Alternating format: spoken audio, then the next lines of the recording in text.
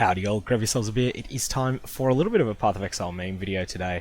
There is a long-standing tradition for grinding gear games to take the patch note for a new expansion when they're sort of not quite finished, not quite ready to be released, and stick them into a Markov chain generator, which is something that basically you stick a few words into and it uses all sorts of algorithms to spit out the rest of these fake patch notes.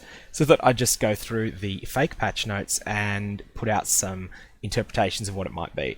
This is purely a joke video. If you're looking for the more serious stuff, I'll have a review of the patch notes when they're released, but it'll take me a little while just because this is a work day for me. Anyway, challenge leagues are a great opportunity for a short period without hitting anything. Accuracy nerf confirmed. All melee skills now deal damage. Okay, I wasn't expecting that. I was thinking that they'd introduce a couple that just do nothing. The small passives have been removed. Okay, this is a massive change to the passive tree. Basically, no longer are you going to get a small little bonus every time you level up. Those plus 10 stat nodes that you don't really want but that sort of do add up over time, they're all gone. All the little 3% attack speed, 5% life nodes, all gone. Scion life wheel's looking a lot worse now. Added new functionality to the passive skill tree, visible only when you hit an enemy. Okay, so it looks like we've got confirmation that you need to be doing your passive skill tree changes during combat only. You'll now encounter monsters, which grant items and experience when slain. Well, I spent the whole of the last league sitting in my hideout, and I didn't encounter any monsters. I'm wondering if this is going to change my experience. Perform a spinning attack, creating an area around the summit map. Now, this one won't come up for me because I can't stand the summit map. That stupid goat at the end of it is one of the most dangerous and nasty bosses in the game. So yeah, that's just not going to apply. That said, I am sitting on a computer chair at the moment that does spins, so maybe there's something about that. Maybe every time I step into this summit map, I'll have to spin around, and the game will somehow track my movement, and that will create a bonus area inside the summit map. Who knows? We'll find out. Fights in the first 3 acts will be reflected in the Gardens map. This one might actually be quite real. There's a bunch of fights in the first 3 acts are being changed, and so, you know, for instance, we've seen video footage of Hailrake looking quite a bit slower but more dangerous, and that was the general thing that they were going for. More time for real-time dodging and real-time reacting to enemy attacks. Perhaps the Gardens map, which I don't think from memory did have an Act 1, 2 or 3 boss in it, but perhaps it will have one now. When you complete 12 challenges, you will not deal damage.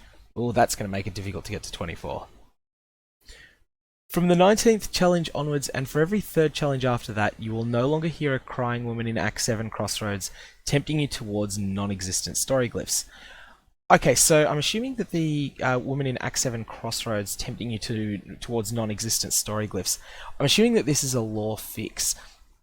The Crossroads Zone, if you've never looked at it, it has an incredible little lore story hidden in it. One that I really recommend that you check out if you've never done so before.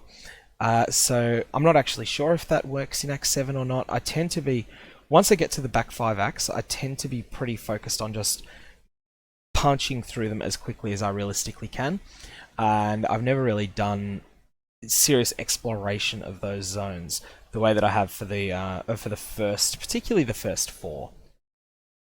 So who knows, maybe there's been some actual changes to the Act 7 Crossroads zone and to the, I think it's Bravalo, the lore character there, that basically all of the storyline information there.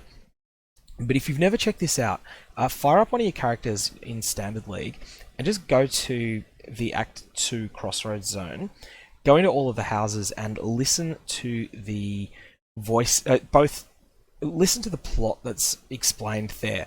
It's basically showing some of the human cost of the misery that Rayclast has faced, where there's a woman who had, she and her family had lived in the Crossroads area, and they were slowly but surely all turned into zombies and you hear the stories of what happened each night from her perspective.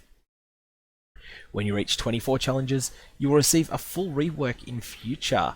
When you reach 36 challenges, you'll be used immediately after. You'll be reflected in the help panel as normal.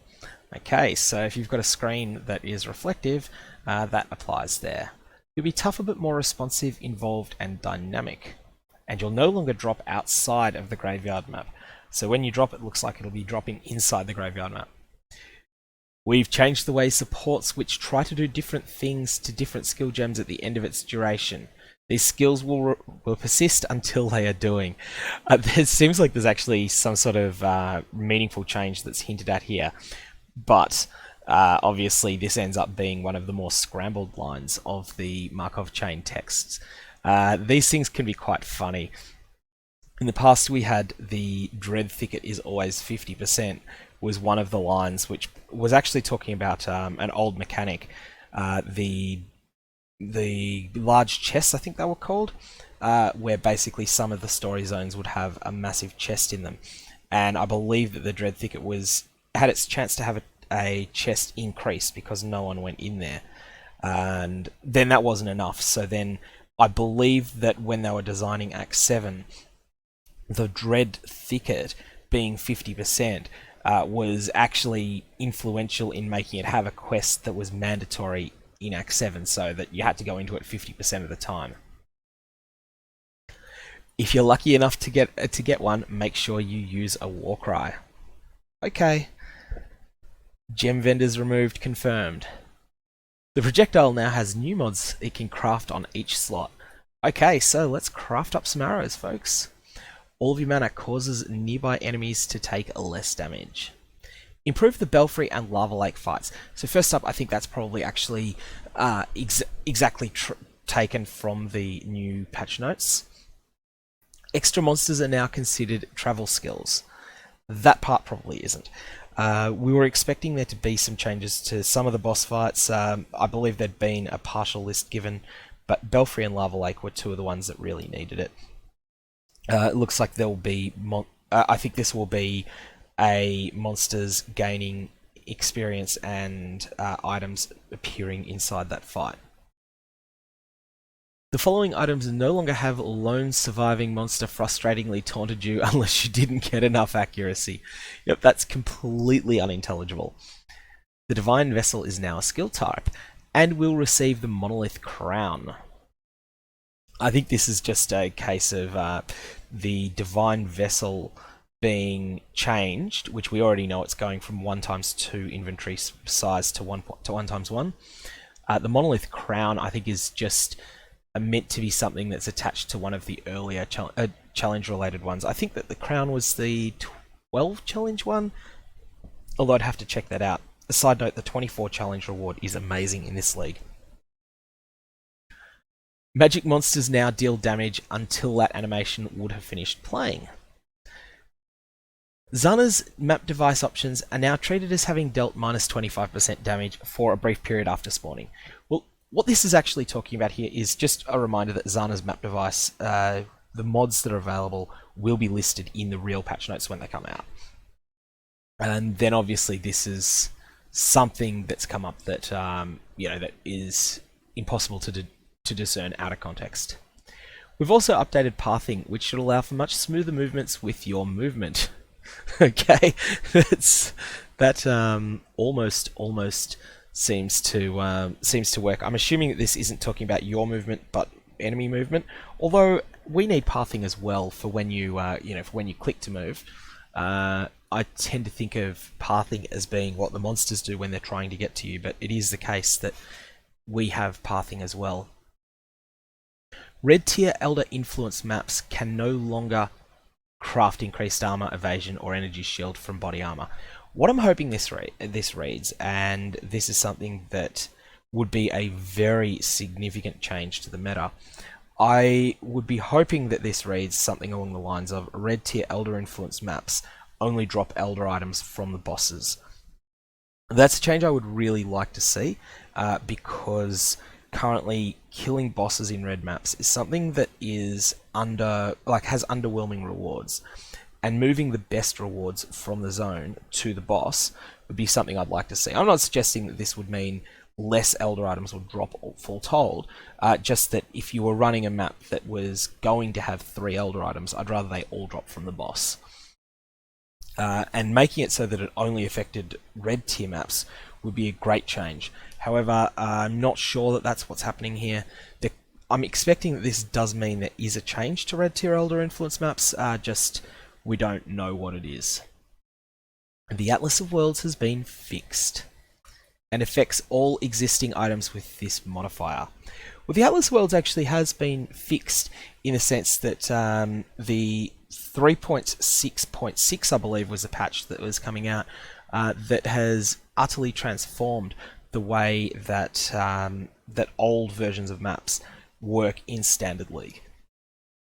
So that's actually come out. That's actually coming out this morning, my time.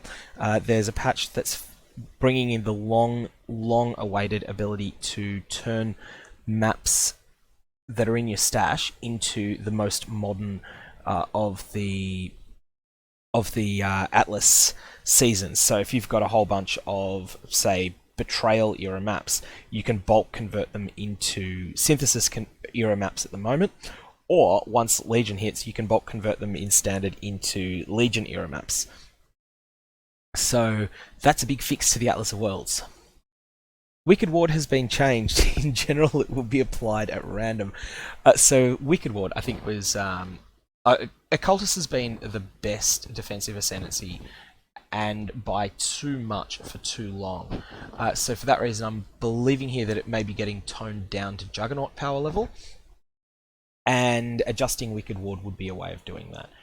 Wicked Ward, and there's 2 of them, 2 powerful energy shield nodes in the Occultist tree, and it looks like Wicked Ward is being removed from the Occultist and placed onto the main passive tree.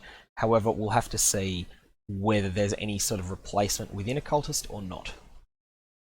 Nemesis costs 2 Chaos Orbs, requires a sword or axe. This indicates that actually the Nemesis Xanamod will be coming back. I don't believe that this line would have fit into the Markov chain text notes unless the Nemesis' Xanamod for 2 Chaos Orbs was still in. This is good for people that want to go for a Headhunter in this league. It increases the amount of them that are available, and it also gives you the option to have a lottery ticket for a Headhunter by just running your maps with the Nemesis mod, and also allows the chancing of shaped Headhunters, assuming that Shroud of Eternity dodges the worst of the nerf bat, and still ends up as a good item. Improve performance of various game elements with a wall. Well, it's one way to separate yourself away from them. Added new functionality to the side. To examine these changes in detail, please keep an eye out in the midst of battle. Anyways, that's all I got for today. This is just a total meme video.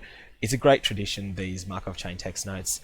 There's nothing more to say on them because they are mostly a joke with a small amount of nuggets of information in them. The real patch notes, I believe, come out today, my time, so that's at some stage in the next 12 hours. Assuming I'm right on that, I'm going to try and get my responses to them up before the end of the day, my time, so within the next 15 hours.